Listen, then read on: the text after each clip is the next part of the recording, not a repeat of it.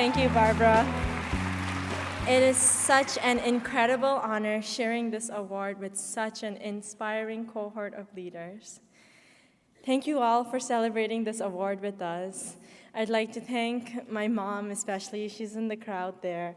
And we are joined here with our Himalayan sisters and my mentors and my friends. So thank you all. Everything I've learned is from the values you've instilled in me. And thank you, Art Island Institute, Anisha and Ruth, for this incredible privilege. This privilege is enormous for a girl who comes from the Himalayas. And as a girl, I vividly remember how we used to wait in these super long lines every day for almost anything in our Tibetan refugee camp in Nepal. And we waited and waited and waited. We waited for oats in the morning from USAID. We waited for childhood vaccines from UNICEF. We waited for health checkups from missionary groups, and we waited for the civil war to end. This waiting put a heavy toll on my community as aid dependency led many of us to seek quick cash and neglect education and long-term planning. This year alone has been a disastrous year for Nepal as we witness freak storms and flash floods, claiming many lives as recently as the deadly avalanche last week.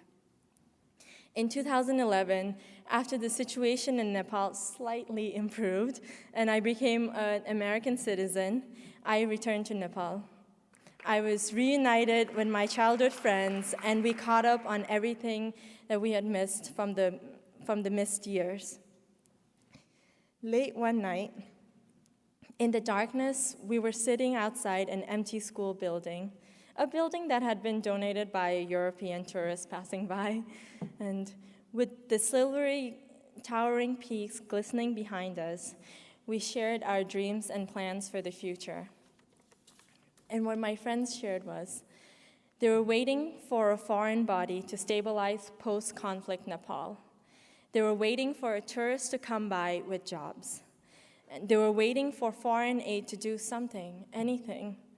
And it suddenly dawned on me that we were plagued by this culture of waiting.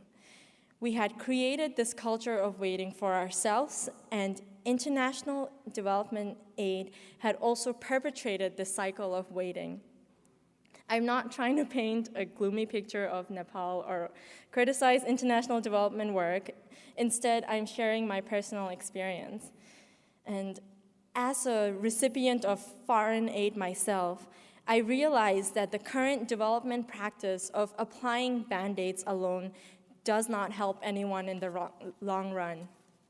We cannot continue to be the subject of your anthropological studies, or we cannot continue to be your World Bank experiments.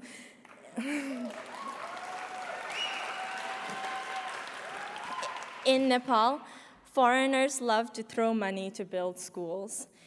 But what is the value of building empty buildings when the community does not have the social relations to value education and professionalism? We cannot continue to build these empty buildings. And my project, Sustainable Food Security Model, directly engages community members with local organizations and international institutions.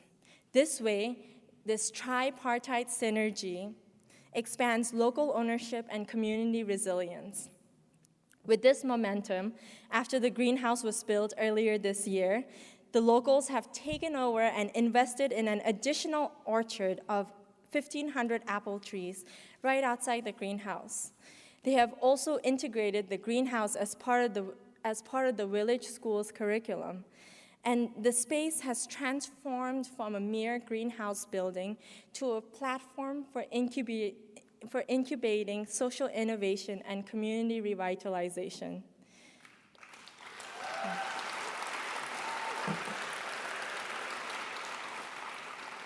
Development work needs to focus on creating more permanent solutions through local capacity building.